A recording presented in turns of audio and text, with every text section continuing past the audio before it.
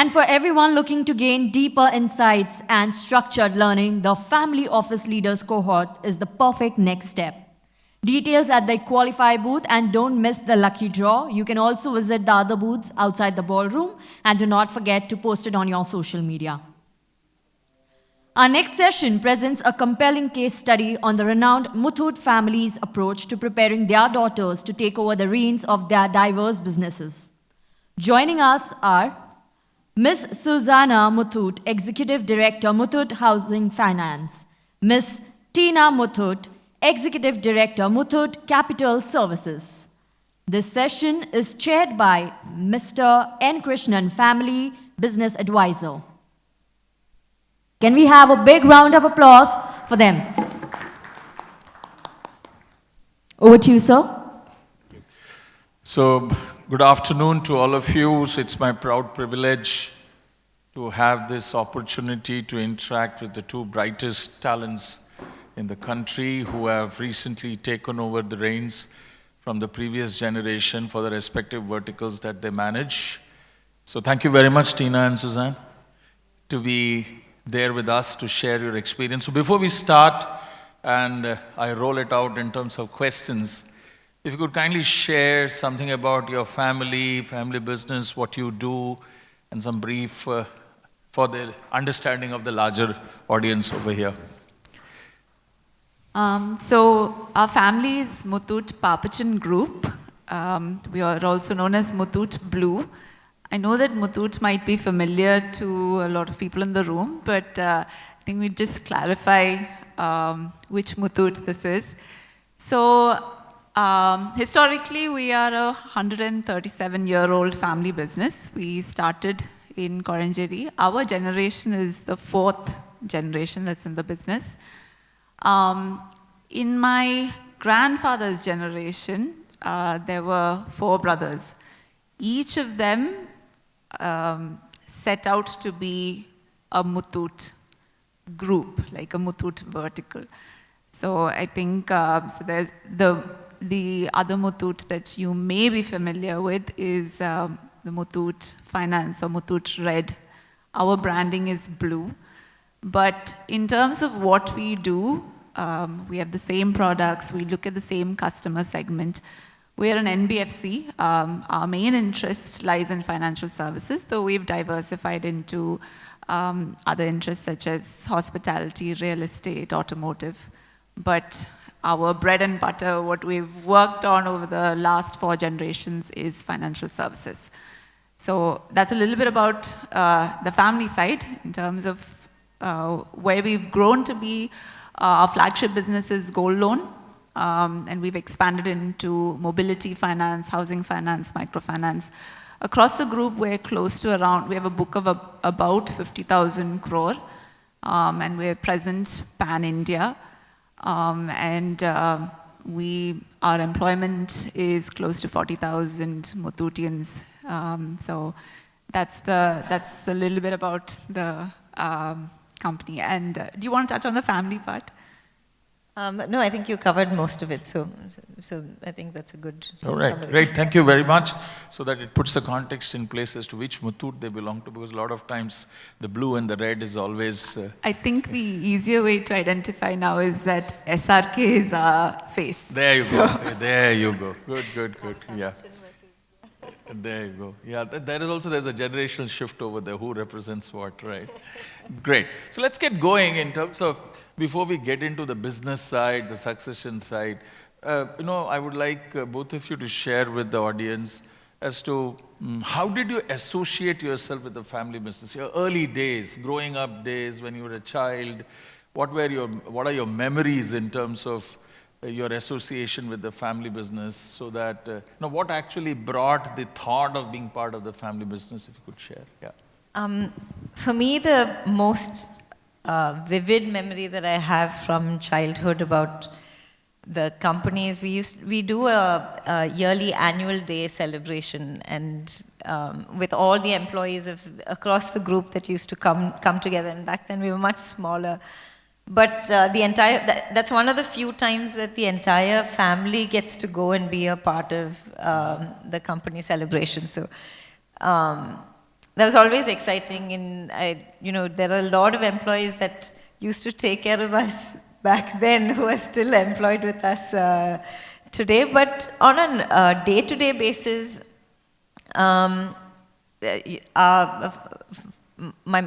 mum and my dad both are involved in the business, so there was always conversations between them about, what is the next step for this business or what happened during their day. And something exciting from when I was a child, I remember when we had just started our microfinance company, my dad used to bring home all the customer applications. And when you have to do the income assessment, back then it was much more straightforward than how you do it today. So I remember sitting down next to him as a 13-year-old, and he's told me, okay, add this, and then subtract this, and then this is the... So sitting and doing that with him back then. And these are all... We never really got a very in-depth understanding of the business while we were growing up, but in bits and pieces we were always exposed to it in some way or the other. I think the earliest memories would be, again, Koranjeri. It's a village in Kerala. So every holiday that we'd go there, I forgot to mention one thing. The earlier generation, my dad's generation, their 3 brothers were in the business.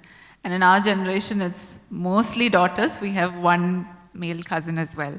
So whenever we used to get together for holidays, the 3 brothers, and at that time my grandfather, they'd all be sitting around the dining table, and like this would be the sight. They'd always just be talking about the business. Like, even if they start on some other topic, it'll somewhere come around to, what this person did, and then, this is what's happening in office. It'll just come back to that. The conversation will come back to that. There were always people coming from office to the ancestral home there.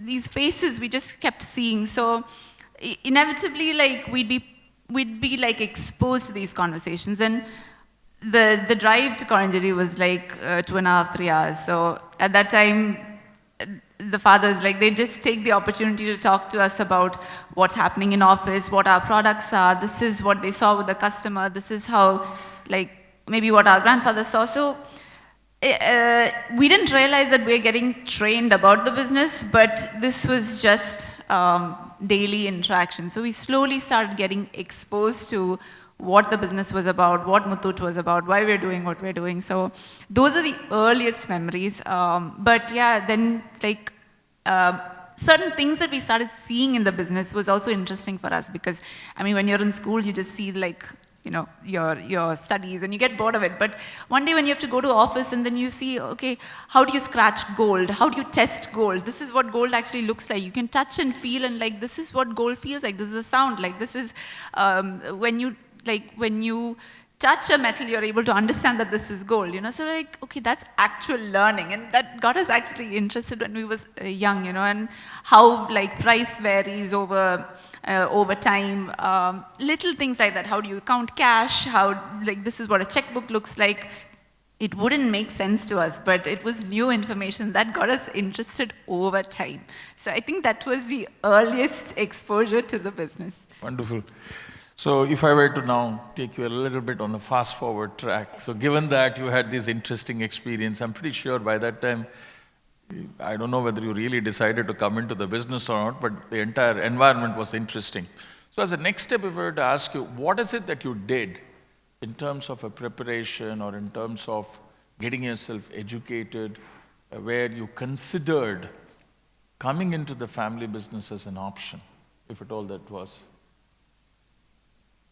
I think I never deliberately did anything keeping in mind that I'm going to come and join the family business, because that, when we were younger, that was never something that was told to us. Like Tina mentioned, we have, Tina's the oldest, and the next oldest is a guy, and then there are 5 other women who follow. So growing up, maybe it was never explicitly said, but at some point or the other, the thought of, okay, maybe my cousin, the male member will take over, and we are women, And the mothers always kind of cautioned you, you will be married off to another family, so this may not work out. And that mindset over time really changed, obviously, and we're part of the business. But when we were younger, it was always that kind of discussions, but mostly with my mum. So I don't know what my father and my uncles had in mind at that point. And for me, my parents were really, really open-minded in what I wanted to pursue in college, and they never said, go and study business. But I think subconsciously, I always, if there was a small possibility of coming into the business, then I should study business and do finance and then come in. So I naturally followed that path, but never knowing that I will be coming in. Yeah. What about you, Tina? Again, like, it was never definitive that we'd joined, or, we'd be like, nobody would have forced us at any point of time either. But I think with all the three, the fathers and the mums equally, they'd invested in their children equally, whether it's male or female. So they wanted us to get good education, be independent, whether we're in the business or not. So whether where we get married to, it didn't matter. Like, we had to be independent in all manners, like financially and just to be able to stand on our own feet. So they didn't compromise on the education part. The decision on how we applied it, where we applied it, was left to us. And over time, we discovered that, the business is where we want to be. Wonderful, wonderful. So, given that now you had this freedom to choose what you wanted to do, and you were mentally preparing yourself in terms of being independent, what are the typical challenges that you faced when you entered into the business? We'll come to the success part later, but typically, we hear a lot of interesting stories in terms of entry of the next generation into the family business. So in your case, especially given the context and background, okay, you two are representing the next generation, I know, but there are many more people, even amongst women. You have two more, right? Hannah and Ritu? Four more.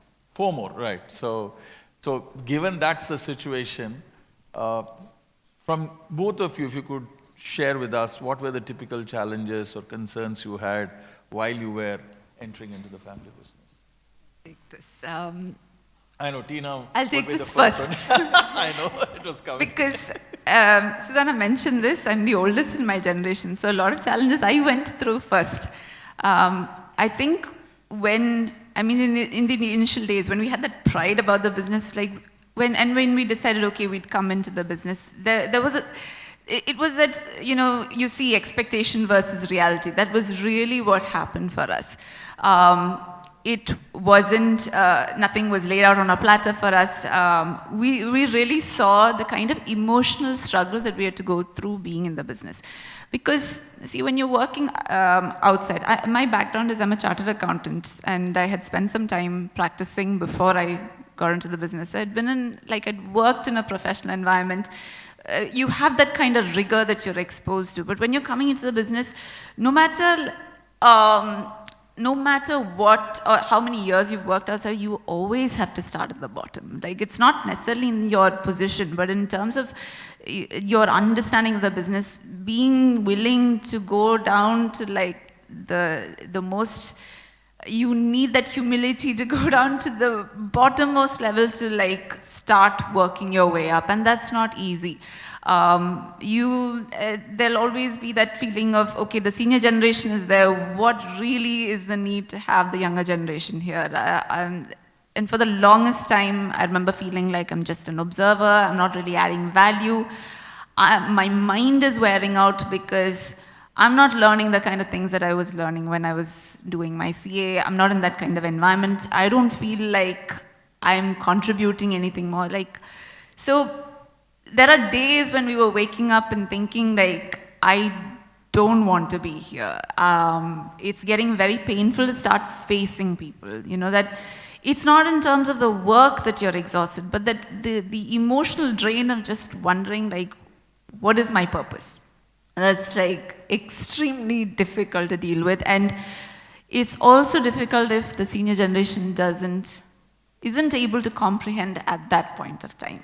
And that's a journey that we had to take subsequent to that. Yeah, I think we can call ourselves guinea pig number 1, guinea pig number 4, you know, because Tina came in, the induction process was tried out on her, maybe it didn't work, and she gave feedback, and then the whole process was changed for the next person who came in.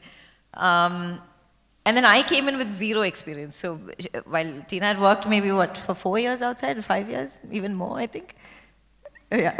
So I came in fresh out of my undergrad. I had gotten a job in the US, and during my graduation, my dad told me, no, we're making a lot of changes in the organization. It's a good time to come for you to learn. So ended up moving back and started off as a management trainee. And like Tina said, our first few months, we were, my ID card even to this day only says Suzannah, because they wanted me to be anonymous when I go to the branch for the branch training. Where you spend one day, and I remember in one of the branches, they just asked me to sit down because they said, I'm going to teach you 3 ways to count cash. Until you can get it right without any mistake for 10 times in a row, just sit in this corner, count the cash. And so they just gave me a bunch of denominations. But great learning, but similar to what Tina was saying, I think there was a little bit of, at least for us, we couldn't see what our path going forward was going to be like. So that not having that clarity was a little bit difficult. And when you spend this whole management trainee program was very useful in hindsight. Today I use a lot of what I've learned then in my day-to-day decisions and everything. But management trainee for 2 years, you're just an observer. And then the role I took on after that was, again, created for me so that there is the right kind of learning, but it was a role that was customized. And if I wasn't there in office for, say, 2 months, I don't think anything would have changed.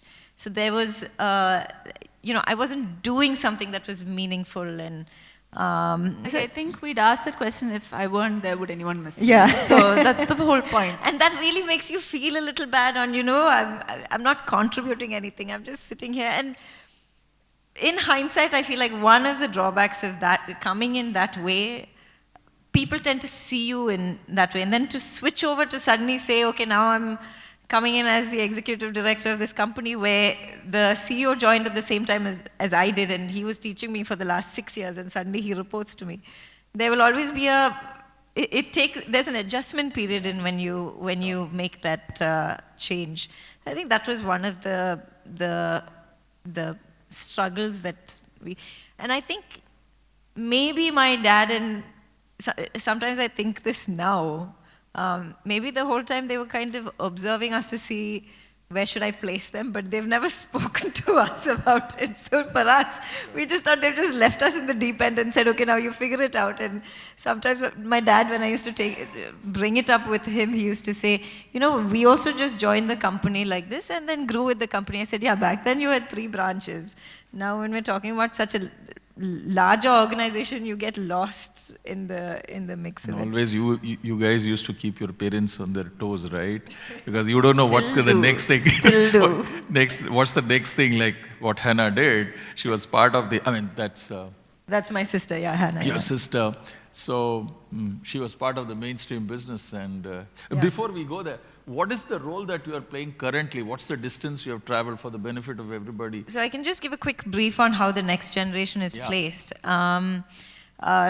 Tina, we've just been inducted onto the board as of last year, and I've taken on as the executive director of our affordable housing finance company. Tina's the executive director of Muthoot Capital Services, which is a listed company that does mobility loans. And our cousin Ashik Thomas, he is on the board of our microfinance as the executive director. And we've got 3 other cousins who are part of the main business, and everyone gone through the same thing and kind of identified their strengths and passion. And my sister Hannah is the director of sports, so she's handling our entire CSR initiatives, and Tina has got two sisters. Ritu, who's on the board of Muthoot Capital Services as a non-executive director, and Shweta, the youngest out of the 7 of us, is she was heading marketing, but now she's just left to go do her master's in France. Yeah, and we've got one other cousin who's based out of UK. She's a doctor there and practicing there, but she's on the board of Muthoot Capital Services as a non-executive director. 7 of us. 7 of 7. And Yeah. We covered everyone. you covered everyone. Yeah. Only the Ashik is the odd one. No, we No, mentioned no, him. Thomas Yeah. is, yeah, he's the only. Yes. So here is the interesting part, that the person who thought that he's going to be the able successor, these people have sidelined him, and the 5 daughters have taken over the entire thing. It's a good thing he can't hear you. Right, good. So if you were to share certain things with the audience, especially for those who are aspiring to become future successors of their family business as girl children, daughters, while we talk about no gender bias and all that, but then let's face reality. Few things that you feel you would like to share from your side that others can learn from you, especially what they should not do, not in terms of what they should do. Before I give that message, there's one other side of the challenges that we want to talk please, about. go ahead. Because, see, we said about the challenges of joining the business, but specifically on the women's side, we want to touch upon that.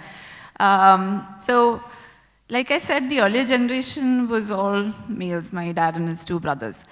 Our aunts and my mom to some extent, she was in the business, and like when she had her 3rd child, she stepped back. And my aunts, they're not in the NBFC business, but they're looking after some other vertical.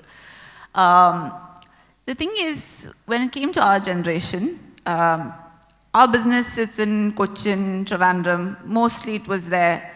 I was the first one to get married and move away. So I shifted to Bangalore, and this was before COVID. And I remember feeling at that time like I've been completely cut off from the business.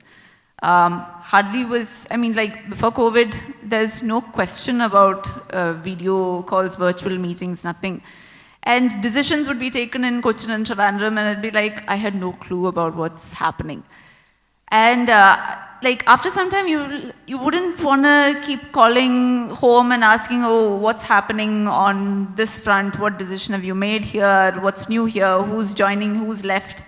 You kind of feel like you're automatically just squeezed out. You know, it's not on purpose, but you just left. And it was so difficult for me to find a role that I can work on being away from this core area. And when we had this conversation at that time with the dads, like, okay, what is it that I need to do next? I cannot be shuttling from Bangalore to Trivandrum or Bangalore to Cochin every few days. It's not practical. But I can't just be looking after a branch in Bangalore. That's not my work, and that's not the future path for me. But what is it that we can do? And the answer was always equivocal. It was like, it'll work out, we'll figure it out. But the anxiety was so intense that we just didn't have an answer. And the point is that the earlier generation, being male members, they just couldn't comprehend or figure out a solution. And the thing is that it wasn't just going to happen to me. It was going to happen to all the other sisters who are going to get married, going to end up in some part of India, some part of the world. Like, do they have a role that they can figure out in the business, being away from Cochin and Trivandrum? We can't contain them here forever. And I remember at that time thinking am I even needed in the business? Can I spend my time outside? There have been multiple times during this journey that I've actually thought when I said earlier on not being able to add value to the family business, but even at this time when I got married, thinking about leaving, because we're not getting that clarity of, daughters being in the business because they can't be in the core location, or we can't figure out a role for them. And at multiple points of time in our life, this question has come up, when I had my son, again, I couldn't keep traveling to wherever the meetings were. And I remember asking, can we have this meeting hybrid? And the response from I mean, not the dads at that time, but certain senior members in the company, was that it wouldn't be effective. It's true, it wouldn't be effective, but the point is, if I don't know what's happening in the meeting, that's a bigger loss. It's not the fact that, okay, it's not that I'm not there, I just at least need to know. So there's a lot of conditioning that had to happen with the family as well as with the professions, that we are women, that there are needs that we need to take care of, and we can't be as present because there are other family needs. And I think this conversation will only happen in a family business, and it needs to happen in a family business. And I think you had even more interesting times with twins in hand. With twins, yeah. And somehow, I don't know, when we planned out the succession, so, yeah, she's got kids. Ritu has a son who's 1.5, and I've got twins who are 1.5. And right when we had kids is when this whole induction to the board, and you know, when you're really taking on much more responsibilities in the company. And somehow we've been placed all over. I sit in Cochin, though there are 2 companies based out of Cochin. I handle the business in Bombay, so I shuttle back and forth. Tina sits in Bangalore and handles the business that's based out of Cochin. But I think because we were very vocal about it, and maybe we weren't in the beginning, even though we were, you know, I think we were a little bit more timid. And I still remember Tina telling me many times, ask for what you deserve. You know, you hold a top level position in the company, and they would have made it happen if one of our dads had said, this is not possible, can we change it? But maybe because we are women, or maybe because we just didn't ask for it, because we thought we cannot ask for it, things wouldn't happen. But today I think we're at a much better place because we were very vocal about it and had those discussions with our family, and even all the male members understand the challenges that we have to go through to travel for for doing our jobs. Yeah. Sure. So coming back to the question from which we started, anything specifically that you would like to convey? Yeah, so specifically for women, like, work out your coping mechanisms. I mean, that can be like, you define what your coping mechanisms are, okay? It could be on having the support system in office, it can be having the support system at home, systems that will help you travel, take your meetings from wherever. Don't think of this as just a privilege. Maybe when you were young, you'd think, oh, if you're asking for all this, it's a privilege, but there are family needs you need to take care of, and this is not, when it comes to a family business, you have to handle both sides. There's no question of, I'm just abusing the system at any point of time. That's not there. Look at your heart. Like, if you're definitely invested in the business, have your coping mechanisms. Like, for me, I have people in office that I can delegate things to when I need to step away and, you know, see to my son. Or I just make sure my system at home is running like a well-oiled machine so I can concentrate in office. My husband, he supports me when I have my board meetings, when I need to travel.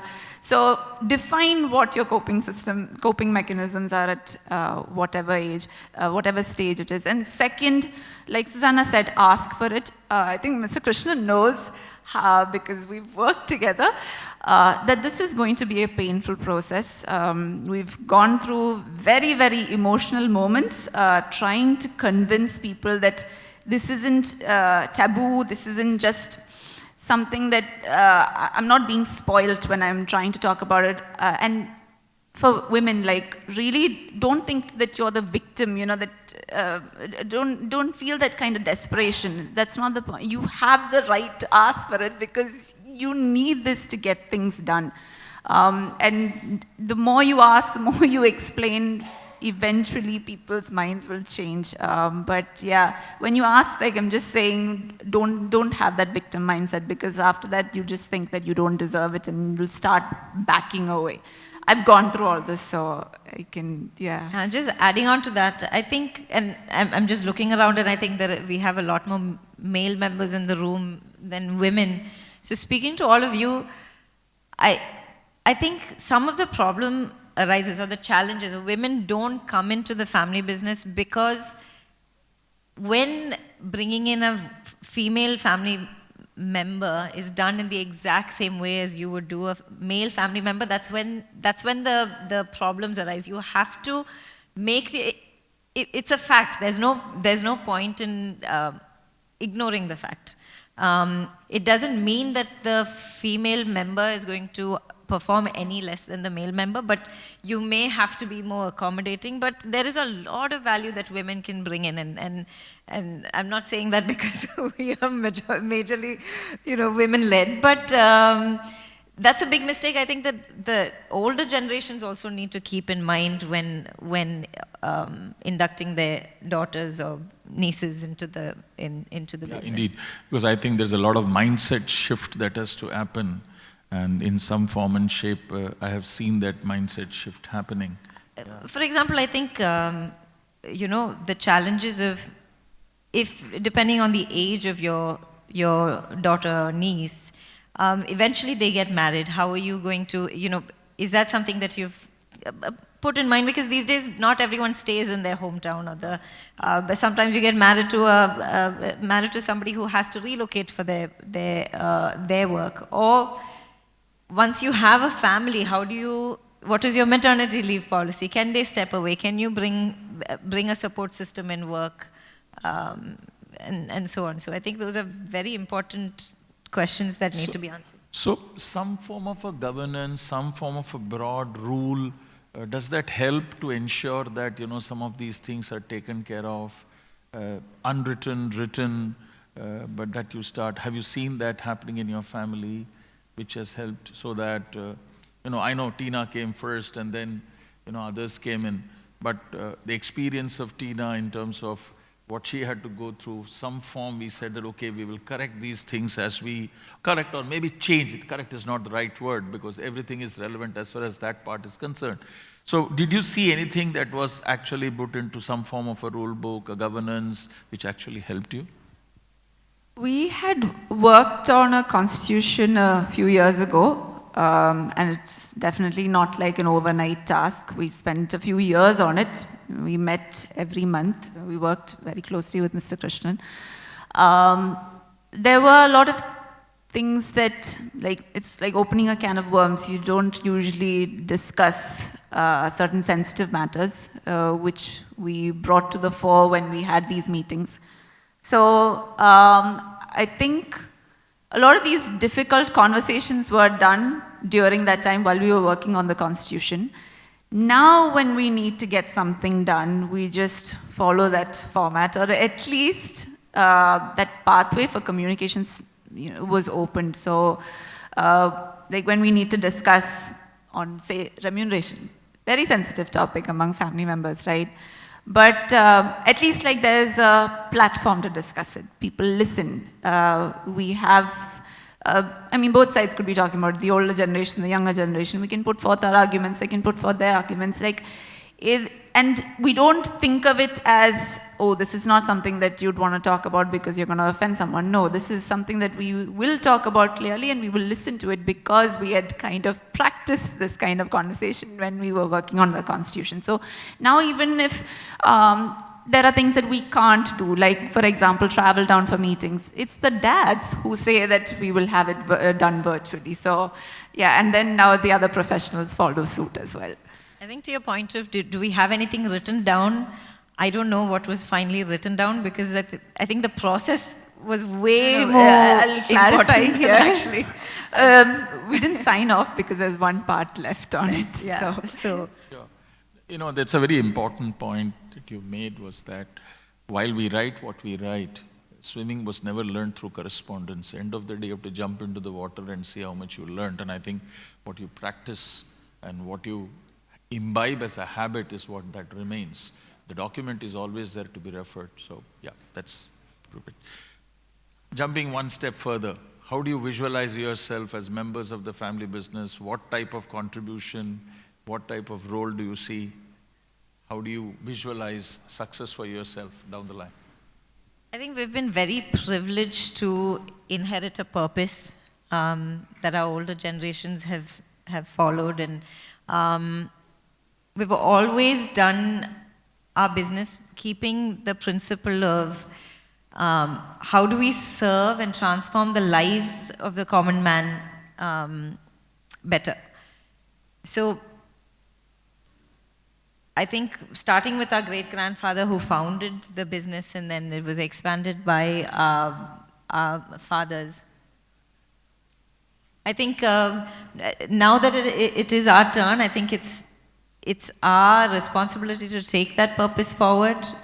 Transformation happens in each generation. So transformation will look different for us, but it's about ensuring that the values that were passed down and took a long time to build credibility with our employees and our customers are also, that we remain custodians of that. Great, going you. forward. 10 seconds, last bit. We see a problem, we will fix it. I think that's what the earlier generation were doing, and we will continue to do it. I think that will continue to be our purpose. So thank you very much to both of you to sharing your experience, your journey all along, and I think fantastic to see both of you so successful, since in some form and shape I've seen you growing up. Congratulations and wish you all the very best. Thanks for your participation. Thank you, Krishnan. Thank you so much. Thank you once again, Suzannah, Tina, and Mr. Krishnan, for such transparent and inspiring case study.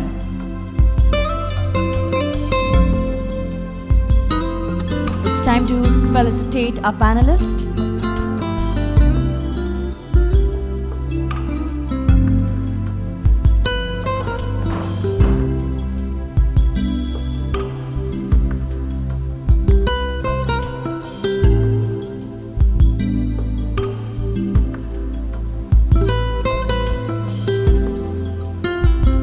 Congratulations.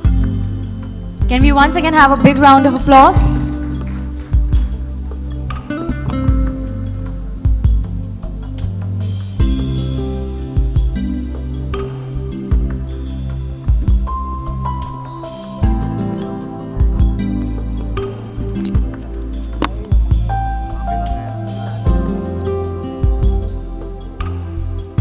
Thank you everyone. Now we call for a short coffee break. So please get your tea, coffee cups inside within 15 minutes. We'll start our next session sharp at 4:20. So please be inside the ballroom within 15 minutes. And do not forget to visit all the booths outside the ballroom and post it on your Twitter, LinkedIn, and other social media. Thank you.